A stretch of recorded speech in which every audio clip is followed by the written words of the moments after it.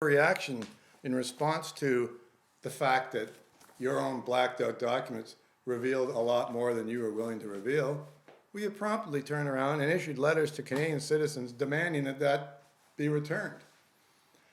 Unfortunately, at that point, Stephen and Jim, if you're listening, it was too late because we had published billboards like this one here all across the country under the theme lie, conceal, and fabricate, because that's what this whole exercise was from start to finish. The original lie about whether you would or wouldn't tax income trusts, the lie about the premise of tax leakage as your rationale and justification for doing a complete 180, the concealment of the true reality with these blacked out documents, and the fabrication. I mean, you have fabricated an argument that has no merit to it whatsoever. And to mislead people in a manner that you are cognizant of, that causes them to lose money, is the definition of fraud. And that is what you gentlemen have been engaging in, fraud. And knowing how litigious that you are as a group, I mean, witness the libel chill that you tried to impose on the Liberals, and successfully, when they rightly accused you of a Cadman bribery attempt, which is based on your own taped admission. We ran ads, full-page ads, in newspapers like the Toronto Star, Calgary Herald, saying, addressed to Finance Minister Jim Flaherty, your tax leakage analysis is fraudulent. And that's because it is. And this is something that all Canadians need to know, because in the end, this doesn't affect, think of them as you might, people who've invested in income trusts who are otherwise without pension income. And there are very few means to provide reliable ongoing income during retirement. And 75% of Canadians will either are in that situation or ultimately will be, need this alternative. And I'd be the last person to argue that an investment option be preserved for a certain group of people if it's causing the larger group of people money. And if it did, then your actions would have some merit, but the fact that it doesn't means that your actions have no merit whatsoever. There is no tax leakage, and so why are you taking this option away from Canadians?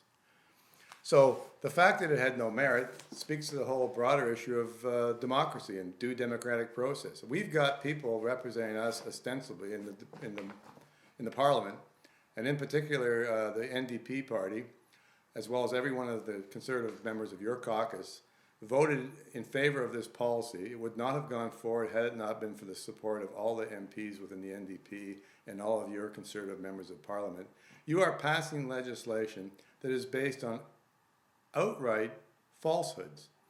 And I for one, don't think a democracy works very well if legislation is based on falsehoods, or that falsehoods are enshrined within legislation. I mean, that is a gross affront to democracy. And I'm not the first person to say it, but without transparency, there can be no accountability. And without accountability, there is no such thing as democracy. And so not only did your party promise to not tax income trusts, which you immediately reversed, you also promised to usher in a whole new era of accountable government. Little did we think it meant issuing blacked out documents and recalling documents and enshrining lies into legislation. I don't think that's what people thought the Accountability Act was all about. In fact, I don't think even you thought it was about that.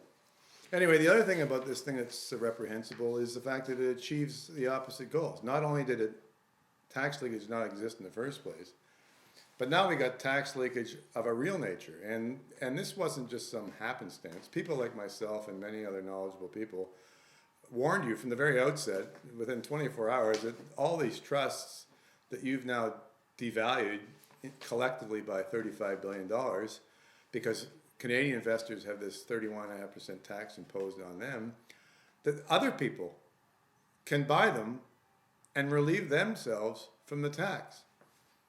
And so then you've created something called a tax arbitrage.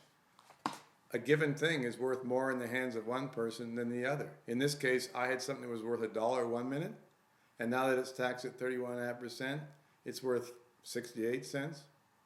But to this other guy over here, if he can buy it and relieve himself of the tax, hey, it's worth $1 to him.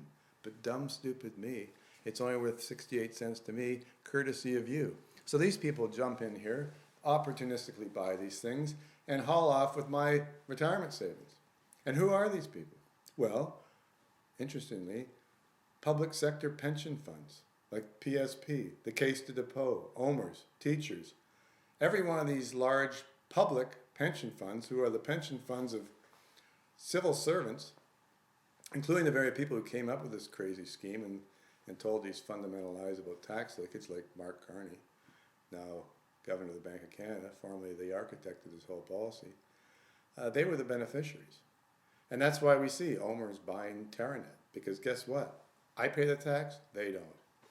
Ditto for OMERS buying Golftown Income Trust. Same thing. I pay the tax, they don't. It's found money for them. And that's why they're going to continue to buy these trusts. The head of the OMERS said that that's going to be their #1 strategy in 2010, is to scoop up all these undervalued trusts and haul off with a big windfall profit. I don't like that, nor should anyone else. You've created an unlevel playing field, when in fact you were arguing that you were creating a level playing field. Well, that was a total crock. It sounded good, but I'm telling you, you've actually created an unlevel playing field. A gross unfairness is between the 75% of Canadians without pensions and those 25% with, most of whom are civil servants and public workers. So the people who are more fortunate become ever more fortunate. And then you thought, well, I'll compensate this situation by providing income splitting. Well, once again, that does nothing for the people without pensions, because you need pension income to split. So once again, you made the plausible argument you were doing something to relieve the ill when you just made things actually worse. So, I mean, seems to be no end to how you are willing to mislead people. But the other group of people who've bought these trusts, apart from the pension funds who you gave a special exemption carve-out to, is foreigners. And again, this was predicted. And a large portion of the trusts out there, of which there still are 169, which is to say there's 75% of the trusts haven't been taken over, and I guess that's good news. But of the 25% that have, a large number of them have been in the oil and gas sector. And we've seen now 2 of the largest transactions of the last couple of years done with foreigners buying